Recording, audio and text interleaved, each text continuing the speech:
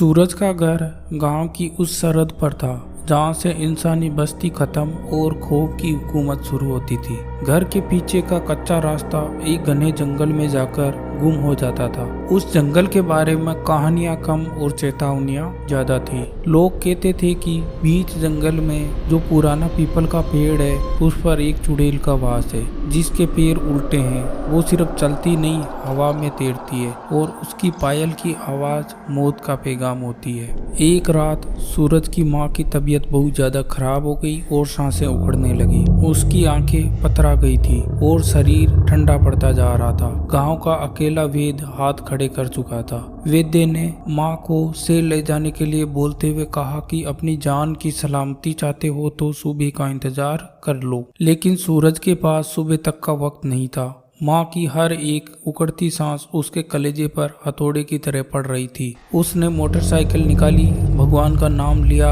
और मौत के रास्ते पर निकल पड़ा। अमावस की काली रात ऐसी काली कि हाथ को हाथ न सूझे। जंगल में घुसते ही हवा भारी हो गई। झिंगूर का शोर अचानक एक अजीब आवाज कान फाड़ने वाले सन्नाटे में बदल गया, जैसे कि आने वाले खौफ ने सबकी जुबान सील दी हो। हवा में चंपा के फूलों की मीठी खुशबू घुली थी, लेकिन उसके साथ ही किसी चीज के सड़ने की तेज गंध भी आ रही थी। जैसे ही सूरज उस मनुष्य पीपल के पेड़ के नीचे पहुंचा, मोटरसाइकिल का इंजन खांस कर बंद हो गया। हर कोशिश नाकाम रही। तभी वो पायल की आवाज आई, छन छन छन छन। ऐसा लग रहा था जैसे कोई एक पेड़ घसीट रहा हो। आवाज पेड़ के घने अंधेरे से आ रही थी। सूरज ने अपने बड़ों की चेतावनी याद की, उसकी आवाज पर ध्यान मत देना और भूलकर भी पीछे मत देखना। उसने मोटरसाइकिल को घसीटना शुरू किया। पसीने से उसकी कमीज तर हो गई थी। पायल की आवाज अब उसके ठीक पीछे थी,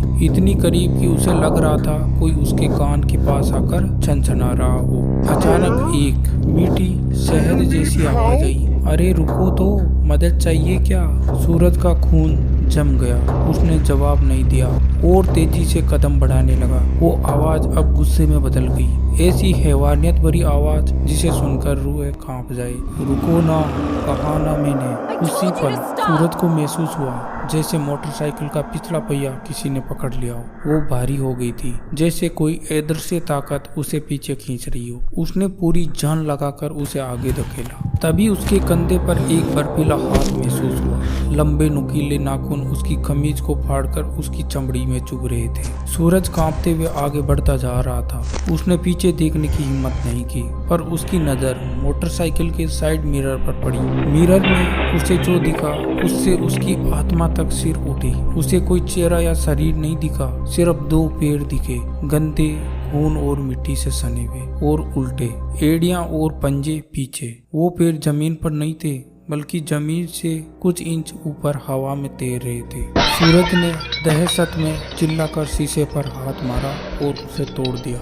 अचानक पायल की आवाज और खिंचाव दोनों बंद हो गए। एक पल के लिए सब कुछ शांत हो गया। सूरज ने कांपते हुए राहत की सांस ली। शायद वो बच गया। उसने हिम्मत करके ऊपर देखा। पेड़ की एक मोटी डाल से कोई नीचे की ओर लटका हुआ था। वो एक औरत थी जो अपने पैरों से डाल पर किसी चमगादड़ की तरह उल्टी लटकी हुई थी। उसके लंबे काले बाल जमीन को छू रहे थे। धीरे धीरे हड्डियां चटकने की कड़कड़ आवाज के साथ उसका सिर पूरा 180 डिग्री घूम गया। उसकी आंखें सूरज की आंखों से मिली।